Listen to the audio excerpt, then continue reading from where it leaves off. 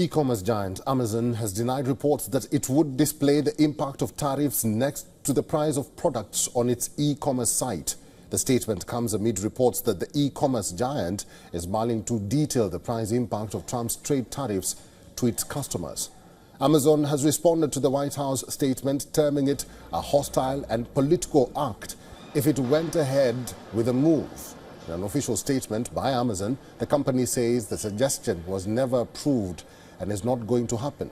However, Amazon has acknowledged that the team that runs its ultra-low-cost Amazon Hall store did present the idea to detail the price impact of Trump's trade tariffs to its customers.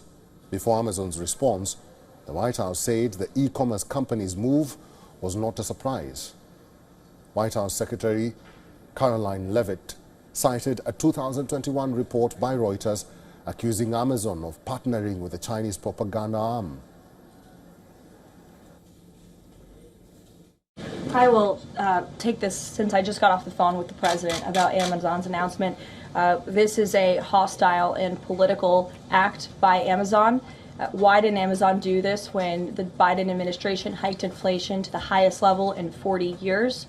And I would also add that it's not a surprise because, as Reuters recently wrote, Amazon has partnered with a Chinese propaganda arm.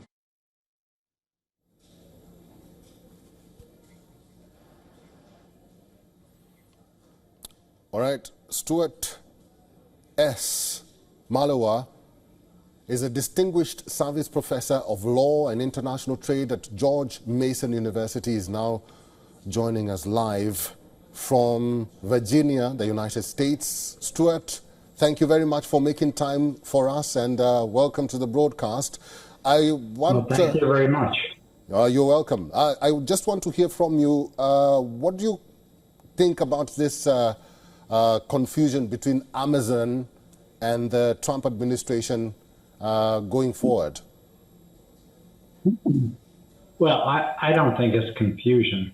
It's really unheard of. The hostile act is not by Amazon. The hostile act is by Trump. Mm-hmm. Presidents don't do this type of thing. And Trump has done this previously in other situations.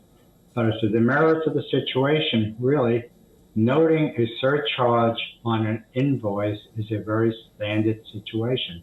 I know I get surcharges on my utility bills, on the bills I get from lawn service people. It's not a hostile act. It's just notifying the consumer of the fees that are being charged. Mm-hmm. Mr. Stewart, Trump did mark his 101st day in office, but the economy in America doesn't really look that good because it dipped in the first quarter. What does it say about Trump's administration and going forward for America? How does that look for Americans, by the way? Well, I can tell you the way it looks to me. There's total chaos in the administration. You look at the various agencies, you look at what's happening in the Defense Department. The bottom line is it's really unknown. And in fact, the economy, despite what Trump and his allies have said, is probably one of the worst starts in a presidential administration for the first 100 days than ever. The stock market is at one of the lowest points since, I guess, January. Mm-hmm. So the bottom line is this. We don't know what's going to happen in the next 100 days, but I can tell you it's not going to be good if there's no change in policy in the White House. Mm-hmm. Policy from Trump has been one of revenge, retribution, and you just don't have policy made on that basis. You don't have personal relationships done on that basis. My hope is that there is a change of course. I don't think it's going to come from President Trump. I think it's going to come from litigation against his administration. Congressional action seems to be stepping up. Mm-hmm. And also, by the way, actions by foreign countries.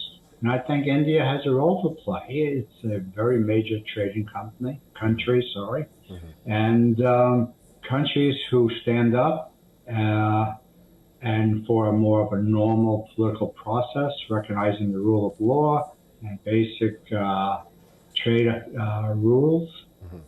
That's the pressure that the administration needs to change course. All right, Mr. Stuart Malowa, we'll have to leave it there. Thank you very much for all your insights and for talking to us today. Okay, thank you.